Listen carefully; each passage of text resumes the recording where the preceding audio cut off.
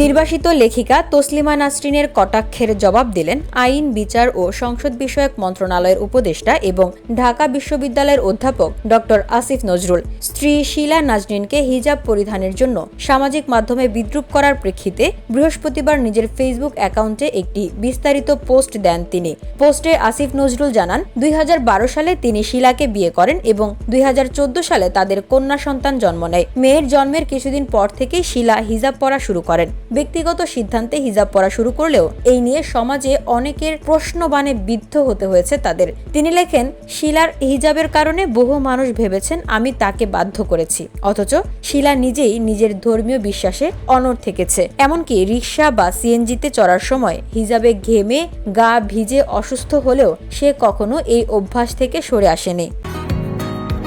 বসুন্ধরা, উত্তরা, বনশ্রী, কুড়িল ও বাড্ডা সহ রাজধানীর বিভিন্ন স্থানে অভিজাত ও অত্যাধুনিক মানের ফ্ল্যাট কেনার এক নির্ভরযোগ্য প্রতিষ্ঠান প্লেজেন্ট প্রপার্টিজ লিমিটেড। তাই আপনার স্বপ্নের আবাসনের জন্য আজই যোগাযোগ করুন। Pleasant properties limited, where destiny matches eventually.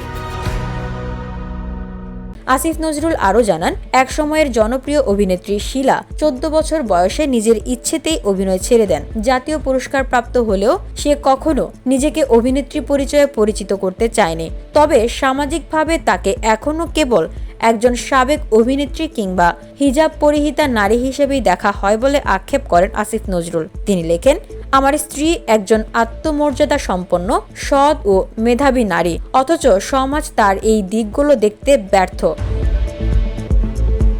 প্রসঙ্গত, তসলিমা নাসরিন বুধবার এক ফেসবুক পোস্টে শীলার হিজাব ও তার অতীত অভিনয় জীবন নিয়ে ব্যঙ্গ করে মন্তব্য করেন। তাতে তিনি লেখেন, এক সময়ের প্রতিভাবান অভিনেত্রী এখন শুধুই একজন হিজাব পরা গৃহবধূ, যার জীবনের সবকিছু নিয়ন্ত্রিত হচ্ছে এক ধর্মবাদী মামলার উকিল স্বামীর দ্বারা। এই পোস্ট নিয়েই সামাজিক মাধ্যমে শুরু হয় বিতর্ক, যার প্রেক্ষিতে আসিফ নজরুল এই ব্যাখ্যা ও প্রতিক্রিয়া দেন।